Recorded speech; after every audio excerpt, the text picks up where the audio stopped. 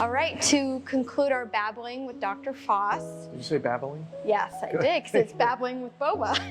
Oh, right. It's good. That's how most people describe my oratory style. I would like to ask you a question, a few more questions, but the first one is, do you have any future research projects that you're working on that you would like to share? I really covered the two that are in process, the Neural Futures and the Wild Book, and I've been kind of, holding pattern with the Wild Book in particular. I've been doing a lot of spin-off. I've got 2 or 3 articles published on that and a number of conference papers, but I've really been just wanting to finish the book and then take a look around. I traditionally have been, as we mentioned at the beginning, I started out in romantic poetry and have done, throughout the long 19th century, many genres, from memoir, film, novel, play, short story, poetry. Kind of covered it all and moved throughout the century. So I don't know. I'll have to see where I go next. I think it's likely to continue where we just ended the last section with looking for places where I can continue to combine both the interests in 19th century British and disability studies. And there is a decent amount of work in that area, but plenty of room for brand new projects. So just waiting to catch my breath.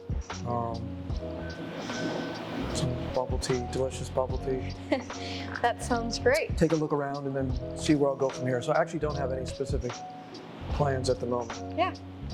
Sorry. Yeah, that's fine. My next question, my final question for you is, how would you like people to approach pieces of literature now hearing about the interconnectivity with disability studies? Yeah, I think that's one thing that many students in my disability and literature class in particular have told me that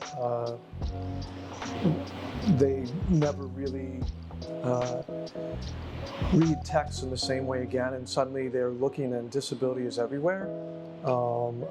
And so that's really whether it's my scholarship or my teaching, that I hope when it comes to disability studies that students are going to take away is just this awareness, number one, of the presence of disability and the importance of acknowledging that and respecting that, but then also time's up. But also recognizing that, okay, time's up. Is this like the Oscars where the music starts playing? Okay, but also recognizing that we may have representations of disability. We can keep going. That doesn't have to be a blueprint. That are problematic and that need to be analyzed and discussed in order to help us understand, again, how to move forward and how to end up with more accurate and more human and humane representations of disability. Well, our discussion today has certainly been informative, so once again, we thank you for coming and talking with us. And this has been Babbling with Boba.